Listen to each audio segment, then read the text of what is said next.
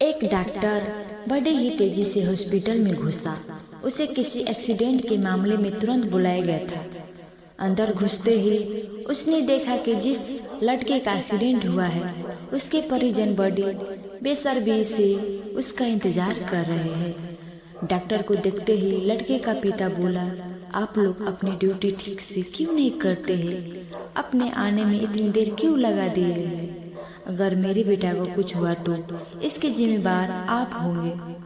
Doctor विनती करते हुए कहा, आई एम सॉरी, मैं हॉस्पिटल में नहीं था और कल आने के बाद जितना तेजी से हो सके मैं यहाँ आया हूँ। कृपया आप लोग सब शांत हो जाए। कृपया अब आप लोग सब शांत हो जाइए ताकि मैं इलाज कर सकूं।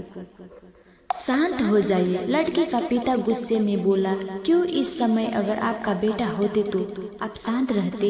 अगर किसी की लापरवाही की वजह से आपका अपना बेटा मर जाए तो आप क्या करेंगे?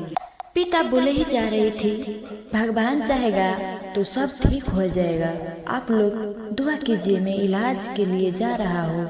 और ऐसा कहते हुए डॉक्टर ऑपरेशन थिएटर रूम में प्रवेश कर गया।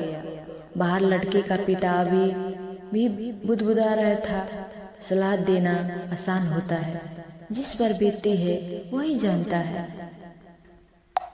करीब 1.5 घंटे बाद डॉक्टर बाहर निकला और मुस्कुराते हुए बोला, भगवान का शुक्र है आपका बेटा अब खतरे से बाहर है। ये सुनते ही लड़के का परिवार खुश हो गया है और डॉक्टर से सवाल पर सवाल पूछा लगे और कब तक पूरी तरह से ठीक हो जाएगा, उसे डिस्चार्ज कब करेगा। पर डॉक्टर जिस तेजी से आया था उसी तेजी से वापस जाने लगा और लोगों से अपने सवाल नर्स से पूछने को कहा। ये डॉक्टर इतना घमंडी क्यों है? ऐसी क्या जल्दी है कि वो 2 मिनट हमारे सवाल का जवाब नहीं दे सकता है? लड़के का पिता ने नर्स से कहा। नर्स लगभग रुआती हुई बोली, आज सुबह डॉक्टर साहब का लड़के की एक भयंकर एक्सीडेंट में मौत हो गई है और जब हमने उन्हें फोन किया था तब वो उसका अंतिम संस्कार करने जा रहा था और बेचारे अब आपके बच्चे की जान बचाने के बाद अपने लाडले का अंतिम संस्कार करने के लिए वापस लौट रहे हैं। ये सुनकर लड़के के परिजन और पिता स्तब्ध रह गए और उन्हें अपनी गलती का एहसास हो गया है। फ्रेंड्स, बहुत बार हम किसी